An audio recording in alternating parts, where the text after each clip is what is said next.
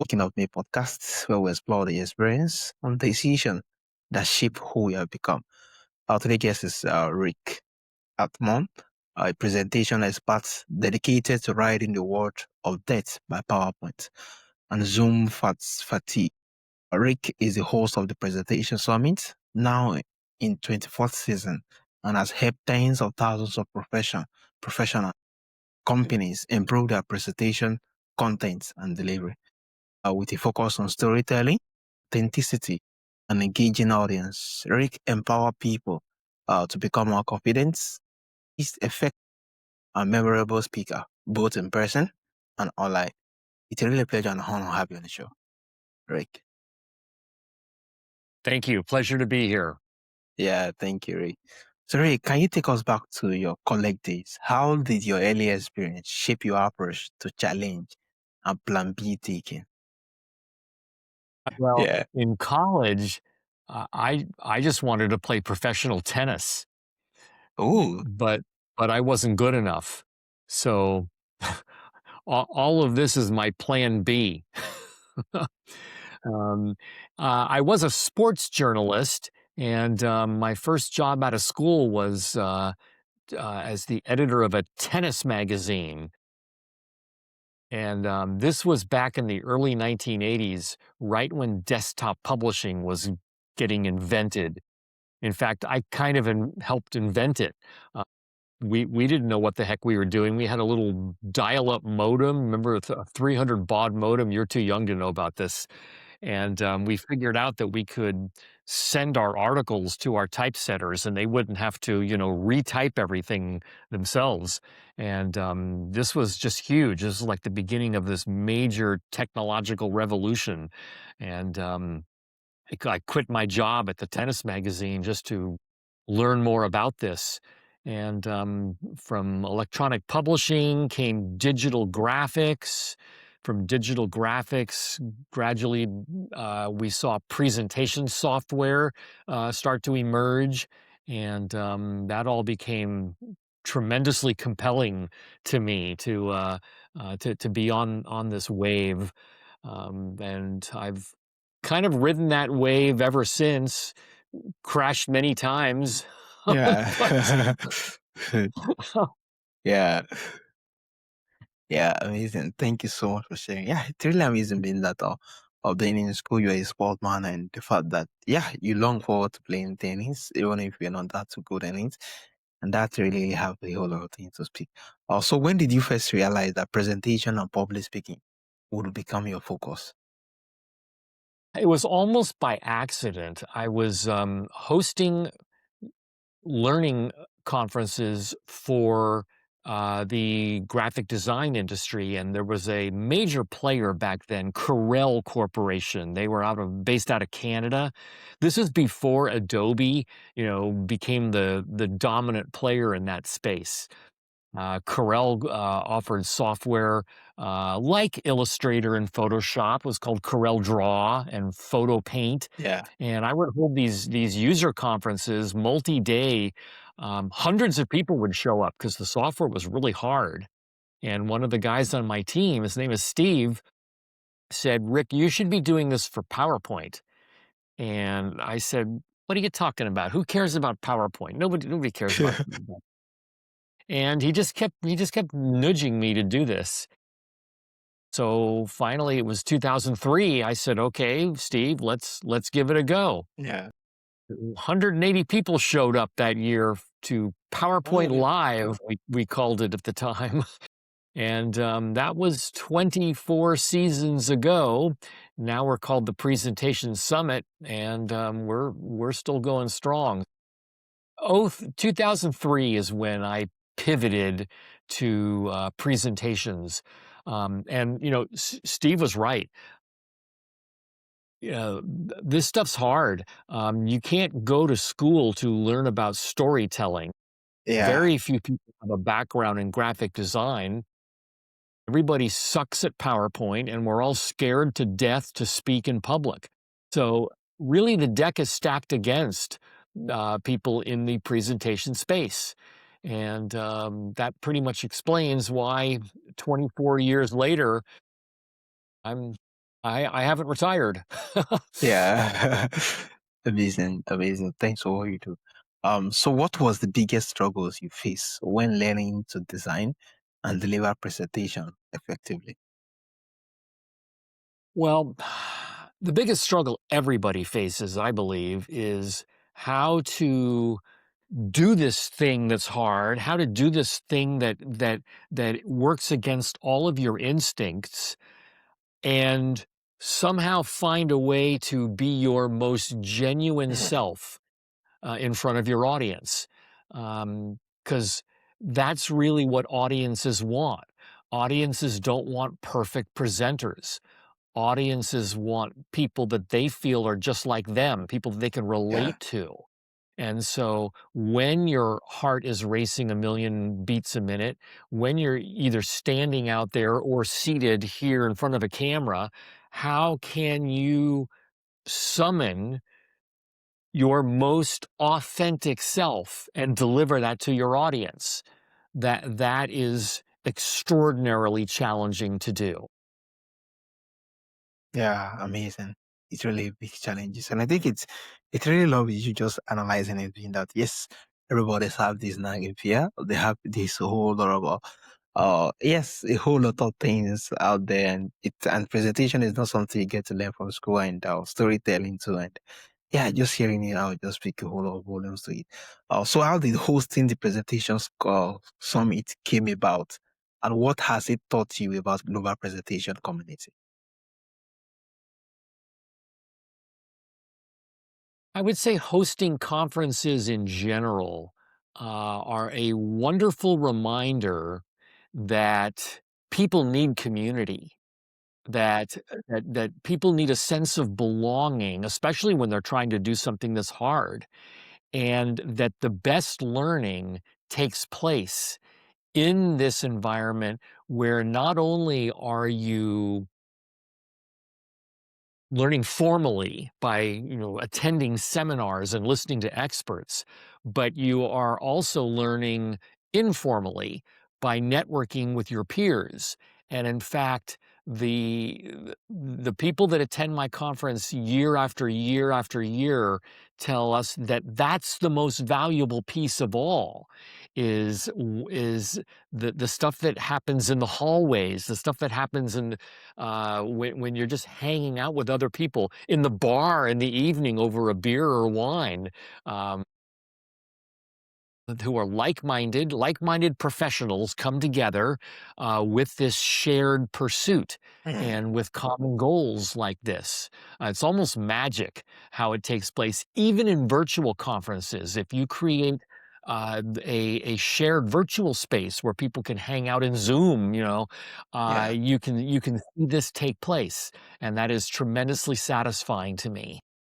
yeah, amazing, amazing. People in need of community. Yeah, amazing. So what are the common mistakes people make in both live and virtual presentation? The most common mistakes. Yeah. Well, I'll repeat what I said earlier. People try to be too perfect. Mm, They wanna be polished. They wanna give a TED Talk, and, yeah. Yeah. TED is a wonderful industry, but in a way, it kind of has done a disservice because it sort of suggests that we can deliver perfect presentations when, Yeah. again, nobody wants that. And so this will show itself in many ways. One of them is that people will write out scripts, and then become imprisoned by these scripts. Mm, We see this over and over again because there's a universal truth about this, that if I have full sentences here in front of me, it will be practically impossible to not just read every yeah. bit of it word for word. That's why that's why scripts are death. That's why teleprompters can be really challenging, because unless you really practice with it, it's the same thing. You will sound rehearsed. You'll sound like you're reading from Mm, something. So getting people over on that is one of the biggest missions I have. Get people to notes. Notes are great. having a word or two to remind you of what you want to say, that's great. But scripts just get in the way. Yeah. That's one mistake people make often. The other is just being too beholden to the software. Mm. PowerPoint, most people use PowerPoint. The kids use Canva. Somewhere in the middle, like where my 30-year-old daughter uses Google Slides. It doesn't matter. These are just hammers that you use to hammer a nail. But when you put too much stock in the software, and you sort of lose sight of the fact that you are the presentation, not Yeah. your slides, that's when you can disabuse yourself of these two notions, that your slides are so important and that you need to have scripts nearby. When you can lose those two things, then you really are on your way toward being a successful presenter. Yeah. Yeah. I think this is really amazing. I think the just people, especially with the particular our insight I know earlier on, being the fact that, yeah, your slide shouldn't contain everything it is of what you actually want to speak out. I think it's the fact that when someone gets to see your slide, they couldn't actually even tell how the story being that uh, every every note you have in there should be a glimpse of the stories you want to tell. Not necessarily the whole sentence in the way that even those who didn't attend would actually read up everything and know what you're thinking. No, it should be more of it giving you the glimpse of the stories you want to share. Yeah, amazing. That's right. That's Yeah. right. So why do you believe our storytelling is a critical skill for anyone presenting ideas or Yeah. leading a team? Yeah, our brains are wired for story, and there are neuroscientists that can show you this. They'll, hook up somebody to all these, the electrodes and everything, and then have a conversation. As soon as somebody starts telling a story, you see the energy level suddenly go up like this. So this is a verifiable piece of science that human beings like stories, and so therefore, as the presenter, the more that we can craft our narratives around personal stories, so the better we will be. It also humanizes us, and subject matter experts. The experts in the field. They're the ones that really need to learn this. That it's not just about facts and figures. People don't make decisions based on what they Yeah. think.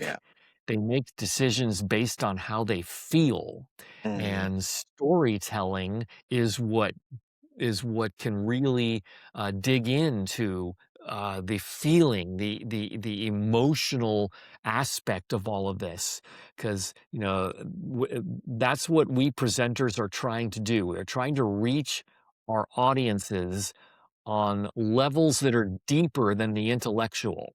We are yeah. trying to get to a place where our audiences can feel the weight of our message. And personal stories is one of the most powerful ways that you can do that. Yeah. Personal stories. Yeah. That's really amazing. Yeah. Thank you so much for sharing. So Rick, your new book, Crush Your Next Virtual Presentation. What is the core takeaway you want our every readers to walk away with? I'd say that the first takeaway is here. Let me just, I can, uh, Ooh, the first yeah, takeaway, there you crush. go. Yeah, Yeah. got to do a little marketing here. Is that like I said earlier, this stuff is hard. All the things I said earlier about storytelling and graphic design and using the software and then delivery. When you're on virtual, it's not like any of that goes away. That's all still there. Then we just heap on top of that all these challenges that none of us was prepared for before COVID. you know, this is really kind of a COVID silver lining for Yeah. me. I might have been retired if it were not for virtual presenting, Oh, but it sort of gave me a whole new second career because people really struggle with this. None of us knew what we were doing when we all had to start taking Zoom calls, yeah. and only the professional broadcasters had any idea at all about this notion of warming to the camera, of being able to speak directly into a camera lens and somehow garner the feeling that I am in the room with you. Instead we were all just looking at gallery view, staring like this, or down like this, looking at all these faces below us and speaking to them when that doesn't cut it. You need to make eye contact, and the way to do that is to warm to the camera. So, virtual presenting, all the challenges of that start with the fact that we're staring into a cold camera lens instead of actually seeing our audience. And it pretty much goes from there. Again, all the notions of presentation Yeah. design and using PowerPoint and other software effectively, all of that remains. And then you put on top of that all these notions of virtual presenting that we're all just really starting to learn. Yeah. Amazing. Amazing. Thank you so much, Rick. This has really, really been amazing having to look at storytelling and the fact that you just made reference of it earlier on that, yeah, people does not get to kind of take actions owing to facts and a whole lot of stuff, but owing to what you make them feel. Yeah, it's really amazing. And thank you so much. It's a real pleasure having you on this show. Also, Rick, from our audience, we would love to reach out to you, either to get your book, to consume more of your contents, or to connect with you. How can they reach out to you, and where's the best platform? One email address, one URL is right there on the screen, crushyournext.pro. Betterpresenting.com is my front door. From there, you can learn about my consulting practice, the annual conference that I mentioned, various other workshops that I lead, and you can learn about the book at betterpresenting.com. Yeah, thank you so much, Rick. And definitely from our audience, we would love to reach out. Check the show note and you see the link to the website. Yeah, Rick, thank you so much. You just remind us that our effective presentation aren't just about slide, but they are about connection, storytelling, and bringing out the most authentic self. Yeah, it's That's really a the pleasure. secret sauce right there. Yeah, yeah, thank you. It's really a pleasure and All honor right. having you on the show, Rick. It's been fun to do this with you. Thank you very much. Yeah, thank